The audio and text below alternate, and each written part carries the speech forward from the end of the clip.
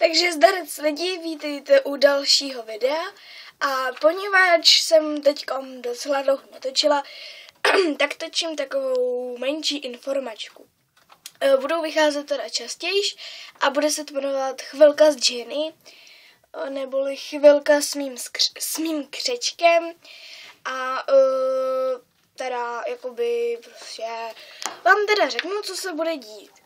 No, dneska je teda 5. prosince a bude tedy i Mikuláš, čert a anděl. Takže večer budu točit video, co jsem dostala k Mikuláši, čertovi a andělovi. Potom videa ze Star Stable nebudou teď vycházet, protože prostě nebudou. Protože prostě nejsem u taťky a nebudou vycházet. Poněvadž ještě nemám svůj notebook, takže nebudou vycházet. No, potom teda, takže to máme takhle. Potom teda bych chtěla natočit tu vánoční výzdobu. To musím využít nějaké chvilky, kdy nikdo nebude doma. A uklidit to. Potom teda by měl vyjít můj pokoj. Ten by měl vyjít asi zítra. A buď zítra nebo pozítří, ještě nevím.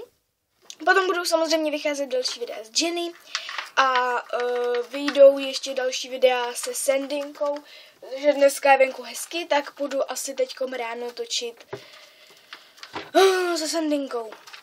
Takže s mým pejskem, abyste to taky viděli, jak vypadá. A taky zároveň to bude ukázka mojí zahrady. Potom teda 25. prosince budu točit, co jsem dostala k Vánocům.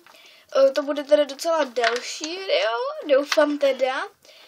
A může se teda taky stát, že teďkom docela mi nejde matika, takže si může stát, že budu mít zakázaný mobil, čímž si může i stát, že nebudu točit videa.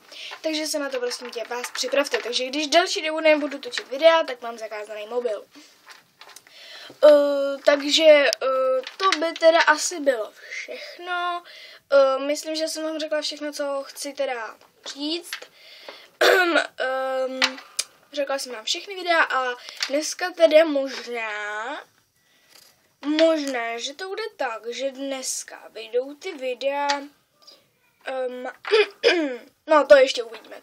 Možná, že dneska vyjdou 3 videa, tohle se Sandinkou a s těma čertama, ale i když nevím. No možná Sandinka vyjde prostě zítra, to ještě musím promyslet.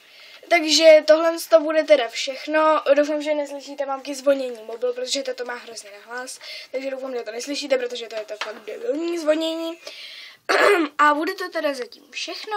Já se s váma loučím, Jenny se taky. A určitě se těšte na další videa. Čau!